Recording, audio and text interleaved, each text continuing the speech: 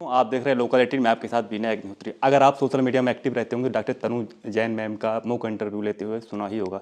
Ma'am बहुत बहुत स्वागत है लोकल 18 में आपका। Thank you so much. Ma'am कैसे सिलसिला शुरू होता है यूपीएससी का, आप मुक इंटरव्यू लेती हैं? नहीं, मेरा सिलसिला तो इंटर्नशिप के बाद शुरू हुआ। वैसे अक्सर बच्चे ग्रेजुएशन के बाद तैयारी शुरू करते हैं, लेकिन उनको ग्रेजुएशन में ही तैयारी स्टार्ट कर देनी चाहिए। और आपका दूसरा सवाल था कि मॉक इंटरव्यू लेके कैसा लगता है? नहीं, सिलसिला कैसे शुरू हुआ आपका? अच्छा, मॉक इंटरव्यूज़ लेने का तो बस जब मुझे दिव्य कीर्ति सर ने एक बार इनवाइट किया कि आप इंटरव्यूज़ लीजिए, वहाँ से शुरू हुआ। और फिर इंटरव्यूज़ लेते लेते अब तथास्तु बन गया। तो अब तो खैर जर्नी अलग चल गई है। मैं आपकी कहानी के बारे में जानना चाहता हूँ कि आप कहाँ से हैं, क्या आपकी एजुकेशन, अगर आप इसके बारे में बताना चाहें। सो मैं दिल्ली 6 से हूँ और वहीं पे मैं पली बड़ी हूँ एक जैन परिवार में। और उसके बाद मैंने मेडिकल एग्जामिनेशंस दिए, क्लियर किया और सुभारती मेडिकल कॉलेज से मैंने बीडीएस किया है। आपने जैसे बताया कि आप एक डेंटल सर्जन थी, तो कैसे आइडिया आया, क्या टर्निंग पॉइंट आया आपकी लाइफ में, आपने ऐसी यूपीएससी जो है देने का मन बनाया? सो ग्रेजुएशन के दौरान इंटर्नशिप में मुझे एक मौका मिला जब मेरे परिवार में कोई दूर में एक रिलेटिव हैं, वो सर्विसेज में थे। और जब उनसे बात हुई मेरे फादर की और मेरी बाद में, तो लगा कि ये बहुत अच्छी सर्विस है कि जहाँ पर आपको सोशल रिस्पेक्ट बहुत मिलती है। तो वहाँ से ये मोटिवेशन स्टार्ट हुआ। और उसके बाद तो फिर जैसे जैसे अगर आपकी इच्छा हो किसी चीज़ को करने की, तो वो राह अपने आप बन जाती है। ये तो मैम रही आपकी यूपीएससी की। अगर मैं डेंटल सर्जन की बात करूँ, क्या ये स्कूल टाइम में या बचपन से आपका सपना था कि मुझे डॉक्टरी फील्ड में जाना है? नहीं, मुझे बहुत कुछ बनना था, तो मैं डिसाइड नहीं कर पा रही थी कि क्या क्या बनूं। लेकिन जब सब्जेक्ट सेलेक्ट करने थे 10th के बाद, तो मेरे एक दोस्त को लेना था पीसीएम मेडिकल, उसे डॉक्टर बनना था। लेकिन लास्ट मोमेंट पे वो जो दोस्त है वो डर गया। उसने कहा कि बहुत मुश्किल है। मुझे लगा इतना भी क्या मुश्किल होगा, ट्राई करके देख लेते हैं, मुश्किल होगा तो चेंज कर लेंगे बाद में। फिर मैंने पीसीएम भी लिया और उसके बाद तो फिर वहीं से फिर जब पीसीएम भी ले लिया तो एग्जामिनेशंस देने लगे। उस वक्त पे एआईपीएमटी वगैरह एग्ज़ाम्स होते थे मेडिकल की, तो फिर वो देने लगे। और फिर वहाँ से मेरे को तैयारी शुरू हुई मेरी मेडिकल की। अच्छा मैम, जब आप यूपीएससी की प्रिपरेशन करती थी तो क्या आपकी स्ट्रेटजी, क्या आपका टाइम मैनेजमेंट होता था, अगर इसको आप बताना चाहें कि जो हमारे दर्शक हैं वो भी कुछ आपसे सीख सकें? स्ट्रैटेजी कोई फिक्स्ड नहीं होती। हर अटेम्प्ट के साथ, हर एग्ज़ाम के साथ आपको अपनी स्ट्रैटेजी को मॉड्यूलेट करना पड़ता है। जैसे प्रीलिम्स के लिए अलग स्ट्रैटेजी चाहिएगी और मेंस के लिए अलग और इंटरव्यू के लिए अलग।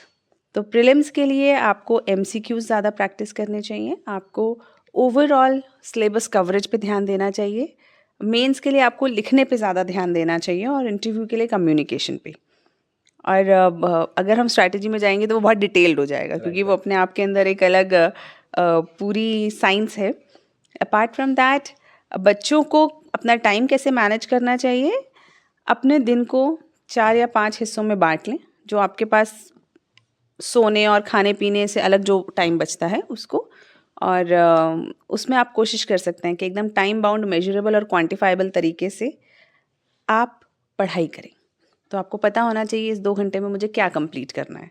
तो अगर आपके पास टाइम्ड टारगेट्स रहते हैं तो आसानी से पूरे हो जाते हैं। ये 2015 में आपका यूपीएससी क्लियर हुआ था?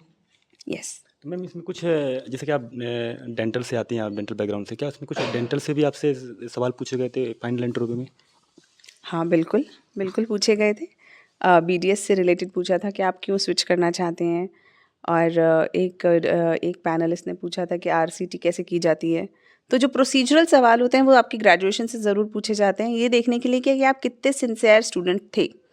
अगर आप अपनी ग्रेजुएशन में आपको ये अपनी अपनी जो आपकी फ़ील्ड है, अगर आपको उसके विषय में ही नहीं पता, तो यानी कि आप जो करते हैं दिल से नहीं करते। तो आप सर्विसेज भी करेंगे तो दिल से नहीं करेंगे।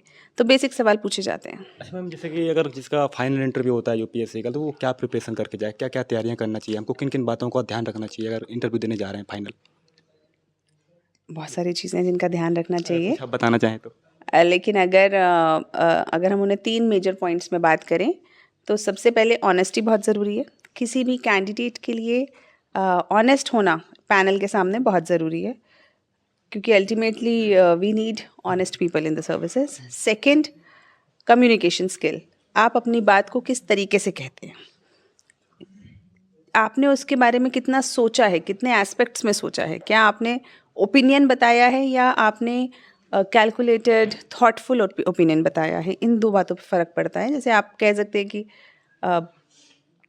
किसी भी विषय में कि भाई ये देश खराब चल रहा है, लेकिन अगर आप ये बता सकते हैं क्यों, क्या, कैसे और किसी डाटा को देके बता सकते हैं, तो आपकी बात इंटरव्यू में ज़्यादा अच्छे से समझी जाती है।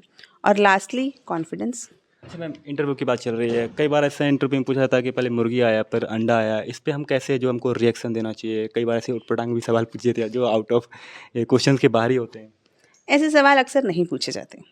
ज़्यादातर मुद्दों पे और सामाजिक राजनीतिक मुद्दों पे सवाल पूछे जाते हैं, करंट अफेयर्स से पूछे जाते हैं। लेकिन अगर ऐसे कोई सवाल पूछे जा रहे हैं तो वो दो ही स्थिति बनती है, या तो कैंडिडेट से कुछ आशा रह नहीं गई है तो एंटरटेनमेंट का मन है पैनल का, क्योंकि अगर वो कुछ जवाब नहीं दे पा रहा है तो ये सोच रहे हैं कि चलो उसकी प्रेजेंस ऑफ माइंड चेक कर लेते हैं। और लास्टली, अगर उसको बाकी सब पैरामीटर्स पे हमने जज कर लिया है तो हम ये सोचते हैं कि एक ये गुगली जिसे कहते हैं कि एक बार दे के देखते हैं कि बच्चा घबरा जाता है अनएक्सपेक्टेड चीज़ों पे, या फिर वो उसको समझ के कोई विटी रिस्पॉन्स करता है। So that is just checking the presence of mind. अच्छा, विकास दिव्यकृति सर, सर आपसे कैसे मुलाकात हुई पहली बार? मैं जब इंटरव्यू दे रही थी तब सर के पास बात करने के लिए मैं गई थी कि सर बताएं कि कैसे कैसे किया जा सकता है। मैम, आखिरी सवाल ये है कि जो लोग अभी यूपीएससी की तैयारी कर रहे हैं, जिनका फाइनल राउंड है या फिर जब पहली बार यूपीएससी एग्जाम दे रहे हैं प्री या फिर मेंस, तो उनके लिए आप क्या टिप्स, क्या अपने गाइडेंस देना चाहेंगे आप? देखिए, वैसे ऐसे वाले जो टिप्स होते हैं किसी काम के नहीं होते, क्योंकि इसके अंदर ना कोई स्ट्रैटेजी होती है, ना ही ये मोमेंटरी मोटिवेशन के काम आते हैं। तो अगर उस विषय में हम कहें तो एक मूल मंत्र अपनी लाइफ में बनाइए कि डिज़र्व बिफोर डिज़ायरिंग। आप जो बनना चाहते हैं उसको डिज़र्व करना स्टार्ट कर दीजिए, यानी उसके लिए कड़ी मेहनत कीजिए, डायरेक्शन ठीक रखिए, गाइडेंस लीजिए, और आपका रास्ता, अपने रास्ते को आप अपनी इच्छा शक्ति से बनाइए और be successful. God bless you. तथास्तु। Thank you so much ma'am, locality में बातचीत करके। Thank you.